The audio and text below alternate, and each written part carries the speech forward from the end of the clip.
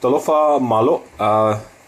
It's been a while since I made one of these videos talking about the Samoa rugby team. But I thought I'd make a return to making, or even just for one time, another YouTube video to address an important issue that's creeped up again. And that is the whole situation with the S.R.U again. As many of you saw with the last World Cup, there was a lot of issues that creeped up at the end about how the Samoan rugby team had been mismanaged, and a lot of the funds apparently went missing and were misused, as well as the players' kits and the managers of the team not doing their job the way it's supposed to have been done. Those issues were brought up by the captain, Mahonri Schwalger, with the backing of all the senior players, and they all supported him, just to name a few, George Stowers, Alot Fuimonosapolu, Selala Mapasua. They all came together when he came out through the media and talked about all these issues to try and make a stand for the better for the future Samoan rugby. Now, since that happened, because he went to the Prime Minister, who is the head of the S.R.U, not only was he banished, but a few others, including George Stowers, Fuimono Sapolu, and I think Mapasua for a while, were banished from the team, some never to return. And which I thought was bullshit, and as well as all the other crap that was going on. But news has spread that the Samoan rugby team, who are on tour at the moment, they're looking at boycotting the game against England. Now, the reason being is that these issues have creeped up again. Well, not that they creeped up, but they're still happening. There's still money being misused, management not doing the right job or whatever it is. I just heard an interview with Junior Polu that he was talking about. It's not the managers trying to do the best that they can that are with the team, but the guys who are on top of them, mainly the PM, who is in charge of the whole S.R.U.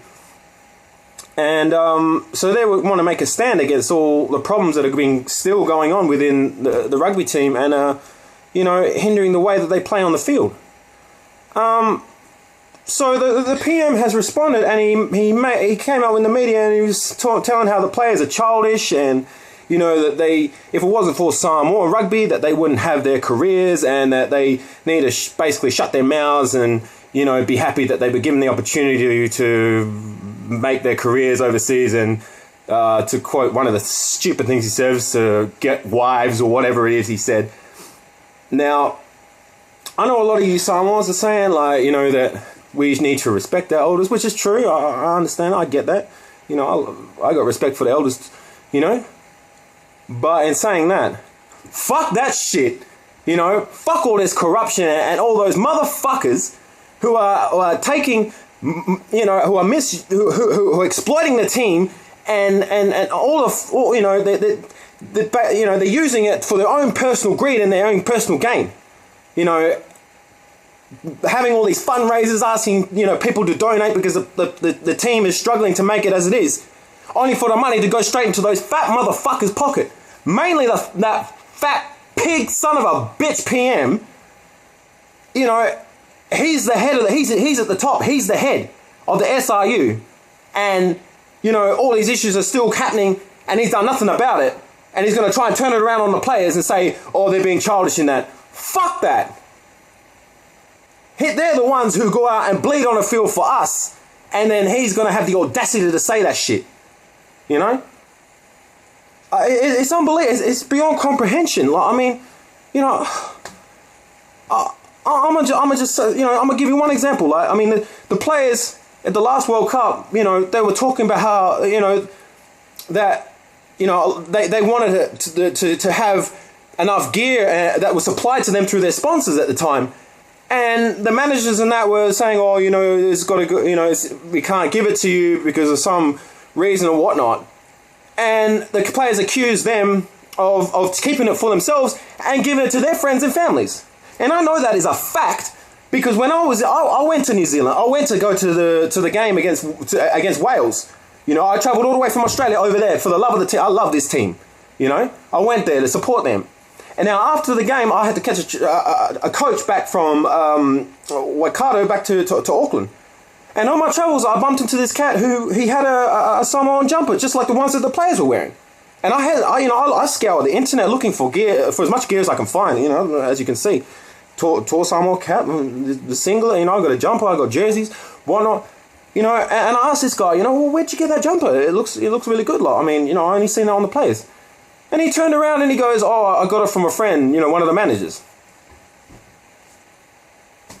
You know, I didn't have an issue with it then, but now that I know that, like, you know, the players wanted these gears for themselves, and they're turning around and saying, oh, we can't because we need this gear to go back to wherever, and then they're going to give it to their friends and family because they, you know what I'm saying? Like, I mean, that's just one of the bullshit things that, you know, the players have said, and I know is true and is a fact.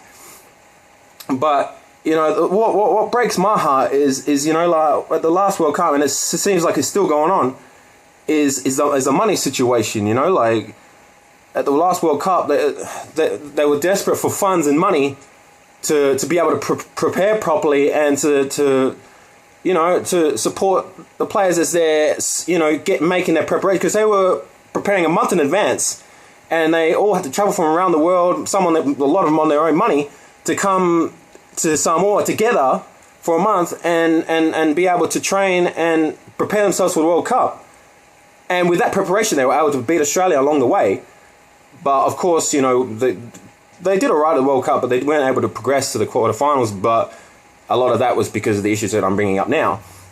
But anyways, what I was saying was that, you know, there was a lot of fundraisers going on.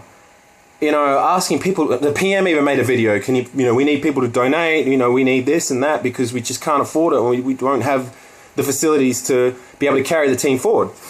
So, you know, I, like many others, I you know, donated out of my own pocket what I could. Every time the team has asked for money, I've been happy to give it to them for the love of the team. I love this team. This is my team. I will never leave its side. And, you know, I'm seeing videos on the internet, on YouTube, of everybody in Samoa when they were doing the rounds, running up and giving money, dropping it, you know, to the team, giving it to them. And like I said, what breaks my heart is seeing the videos of seeing these kids in Samoa, you know, with no shirts, no shoes, barely any clothes, running up to the team and giving them money they can barely afford, only for it to go to their motherfucking fat motherfucking cunts that are, you know, running the S.R.U to take for themselves instead of distributing between for the team and for where it's supposed to go. Now they need to be held accountable for that shit. Because this is killing Samoa rugby. It's killing it. I love this team. I love it to death. And this is why I'm making this video. You know, I don't know how many people are going to watch this. I don't know how many people are going to care. But I thought it was important to show that, you know, I mean, I'm a born Aussie, admittedly. My mother being Samoan, I'm proud to be a Samoan rugby fan. I'm proud to say that that's my team for life, you know? And that, you know, I stand behind the players 1,000%. And I believe that the rest of the Samoan people, and I'm sure the majority of us do, stand by and support whatever they decide to do, and you know, support that the fact that a change needs to be done.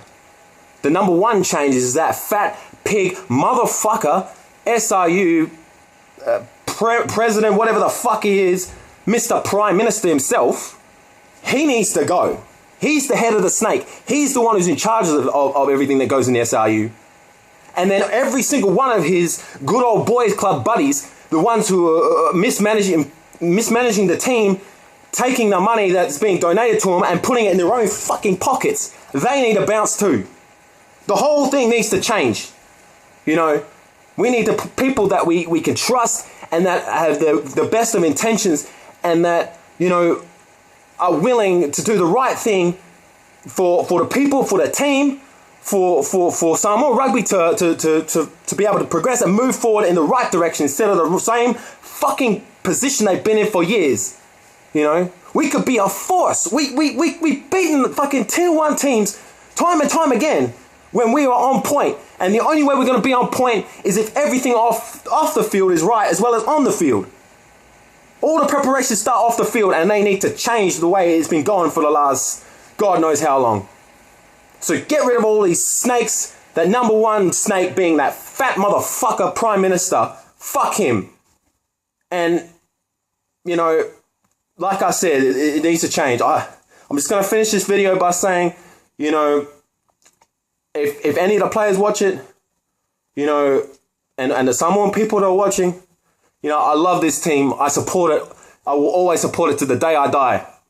It's my team for life. And I will stand by its side through, and I have done through thick and thin, through all the hard times. You know, I never stop supporting the Samoan rugby team. And I will always support them. But these changes need to be made. And the time is now. And if that takes having to boycott a test, then so be it. You know, people need to open their eyes and see that enough is enough. All right. That's it for now, I guess. So, to those who are watching, yep. Let's see what happens from here. All right, peace.